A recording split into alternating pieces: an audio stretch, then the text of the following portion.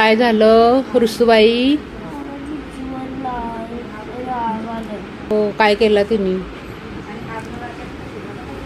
माहितीये ती तिच्या बहिणीसोबत हिंडतय.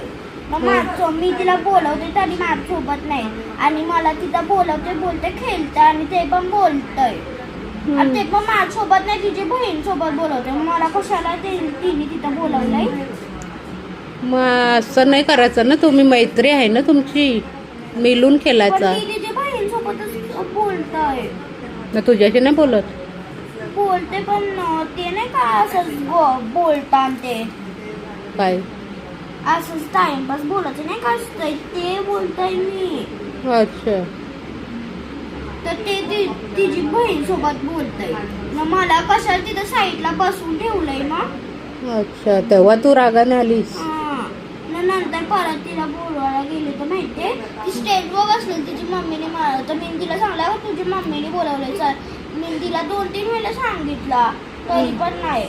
मग नंतर ती तिच्या फ्रेंड सोबत गेली ना, ती अशी टाइमपास बोलत होती. नंतर ते काहीतरी त्यांचं बोलत होते.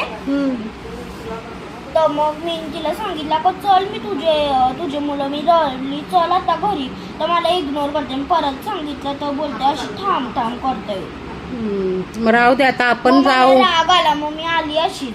अच्छा, मग आपण जाऊ आता. मग तू तिला इग्नोर कर ना, पण मैत्रीमध्ये चालतंय असं. थोडस झालं भांडण. अच्छा, म्हणजे आता मग चल आपण जाऊ बघू. तिला म्हणू आपण का नको? का नाही जायचं? आता नवरी नवरा स्टेजवर जाते.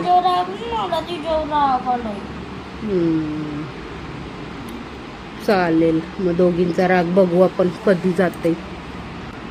ठीक आहे.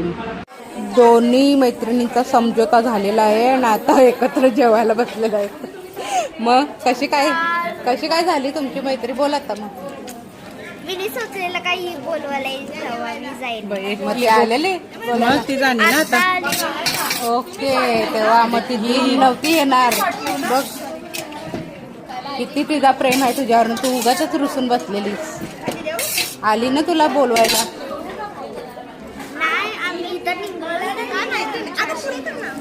अच्छा, तर ही आहे काय काय ग नाव?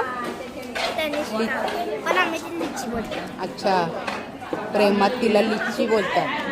आणि हिचं नाव आहे अपूर्वा, पण आम्ही प्रेमात तिला अप्पू आणि पंछी बोलतो ना ग. चला मग बाय करा.